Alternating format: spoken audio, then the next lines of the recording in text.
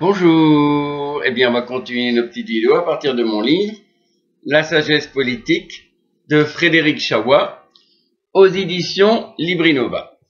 Alors, de quoi va-t-on parler aujourd'hui? Alors, l'ARCOM, deux poids, deux mesures. Voilà. Alors, il faut savoir que l'ARCOM va supprimer C8 prochainement et envisage de supprimer CNews. Alors, il faut savoir déjà qu'en le 8 novembre 2010, c'était sur France 2, donc c'était une émission de France-Olivier Gisbert. Et là, il y a Nicolas Bedos qui parle. Et qu'est-ce qu'il dit en toute impunité, hein, il dit oui, j'aimerais voir pendu par les C, je peux pas dire le mot parce que c'est tellement dégoûtant. Ariel Sharon, Patrick Bruel, mais un truc monstrueux, mais un truc antisémite, mais nauséabond, puis sale. Et là, l'ARCOM, alors à ce moment-là, c'était la CA, ça les rend hilars. Moi, ça me fait pas rire du tout. Moi, ça ne me fait pas rire du tout. Alors, bien sûr, c'était la CA, aujourd'hui l'ARCOM, mais même profil, hein, même genre d'individu, hein. Alors, pour moi, je suis désolé, mais c'est une incitation au crime, c'est une incitation à la haine. Et quelle a été la réponse de François-Olivier Gisbert? Oui alors, c'est la liberté d'expression. Ah non mais c'est quoi le problème? C'est monstrueux. Franchement, elle a des drôles d'allure, votre liberté d'expression, monsieur Gisbert. Et France 2 n'a même pas eu d'amende, pas d'excuses, non. Non mais bon. Jeudi 26 novembre 2020, alors Gérald Darmanin était l'invité du journal de 20h sur France 2, France Télévisions, interrogé par madame Anne-Sophie Lapix. Alors, 3 policiers ont été mis en cause après la diffusion d'une intervention violente contre un producteur de musique. Alors, bien sûr, on présente le producteur de musique comme un petit ange, alors on a appris par la suite qu'il avait fait de la prison, etc. Et là, on a une sorte d'agressivité, de virulence, une virulence, mais d'une méchanceté, une sorte de brûlot de la part de madame Lapix contre les policiers. En fait, le message était clair. Tous les policiers sont racistes, tous les policiers sont des crapules, ils sont tous violents, etc.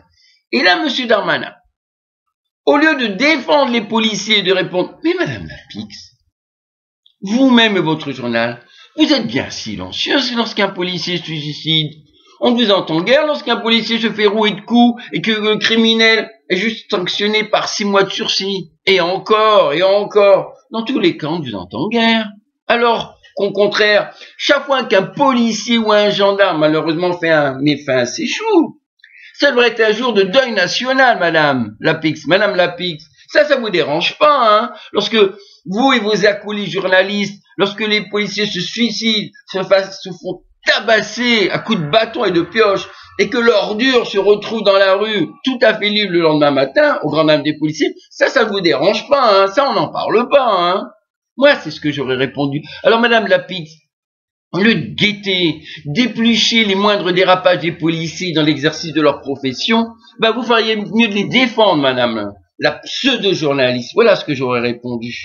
Alors, et là s'enchaîne l'interview de madame Lapix, et en plus, y a l'évacuation d'un gentil camp de migrants, des enjeux nouveaux, évidemment, place de la République, par de nouveau des méchants et cruelles forces de l'ordre. Et là encore, monsieur Darmanin, quelle est sa réaction? Oh, pardon, madame Lapix, pardon. Moi, si j'avais été à l'ARCOM, j'aurais condamné France Télévisions pour incitation à la haine de nos valeureuses forces de l'ordre, tout simplement. J'aurais condamné madame Lapix qui ne cesse de formater les Français à la détestation de la police. Mais là, rien du tout. Alors, attention, sois bien clair, hein. Même bien entendu, on peut condamner la violence de ces policiers. Ils ont eu peur, ça. Pour pas reprocher à personne d'avoir peur. On aurait pu évoquer ce drame par un simple fait divers à la fin du journal et en aucune manière convoquer le ministre de l'Intérieur.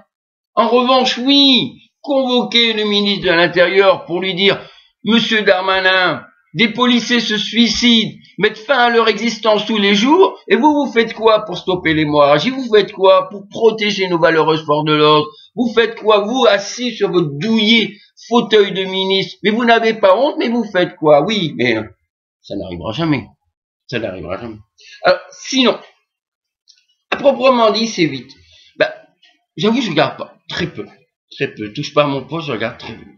En revanche, ça c'est vrai que M. Hanouna était très courageux d'inviter sur son poste, sur le plateau, une pauvre femme qui se retrouve à dormir dans la rue parce que, entre guillemets, des gentils squatteurs sont entrés chez elle et qui se retrouvent ainsi dans la rue et qu'en plus, parce que si des squatteurs rentrent chez vous, déjà vous vous retrouvez à la rue, mais en plus vous devez payer l'eau et l'électricité, etc., etc. Hein.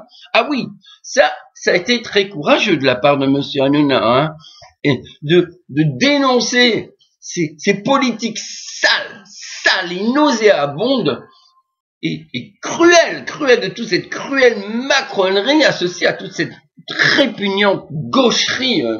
Je veux dire, à faire vomir. Oui, c'était courageux. Alors, bien sûr, ça, c'est pas dans le journal de Madame Lapis que vous allez voir cette pauvre femme. Hein. Ça.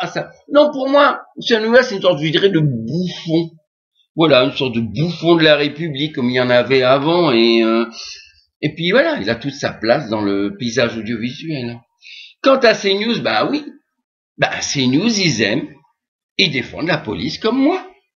Sauf qu'aujourd'hui, si vous avez le malheur de dire j'aime la police, pour l'ARCOM, vous êtes tout simplement un criminel. Il faut à tout prix vous chasser du paysage médiatique. En revanche, alors c'est sûr, Madame Lapix, si vous vous hissez sur la police, alors là, on vous encense, hein, et l'ARCOM, elle vous adore. Alors là, elle vous adore. En résumé, si vous êtes dans l'extrémisme gauchisme, l'ARCOM vous chérit. En revanche, si vous avez des idées de droite ou même du centre, vous êtes simplement banni, honni par l'ARCOM du paysage médiatique. Moi, je suis désolé. Je m'exprime pendant qu'il est encore temps, tout simplement. Alors, sinon, vous avez un problème avec la poste. Vous êtes dans une petite ville, et puis votre et ça n'en finit pas. Qu'est-ce qu'il faut faire? Vous écrivez à la maison mère. Il y a une maison mère de la poste, une maison mère de ceci, et là ça redescend. C'est ce qu'il faut faire. CNews et C8 doivent adresser une plainte à l'Union européenne pour harcèlement et persécution par l'ARCOM, tout simplement. Elle est là la solution. Quand on voit toutes les amendes pour un oui, pour un non, c'est catastrophique. Alors que d'autres chiens se permettent tout et on leur dit rien, non. Voilà, c'est ce qu'il faut faire. Il faut, adresser une plainte à l'Union européenne et nous sommes harcelés et persécutés par l'ARCOM, avec bien sûr toute la bénédiction de l'extrémisme gauchiste, de M. Macron, etc. De toute façon, M. Macron, la macronerie et l'extrémisme gauchiste, c'est la même chose. On l'a bien vu aux législatives. Hein. Ils se sont unis contre l'extrême droite. Je veux dire, c'est la même... bref, c'est la même chose. C'est la même chose, je l'ai toujours dit, et ils l'ont prouvé de toute façon. Donc voilà. Donc...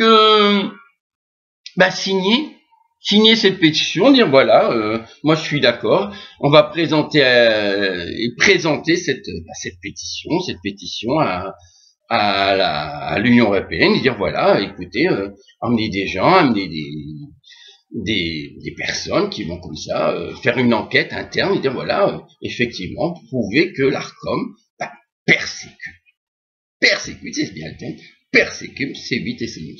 Voilà, merci, au revoir.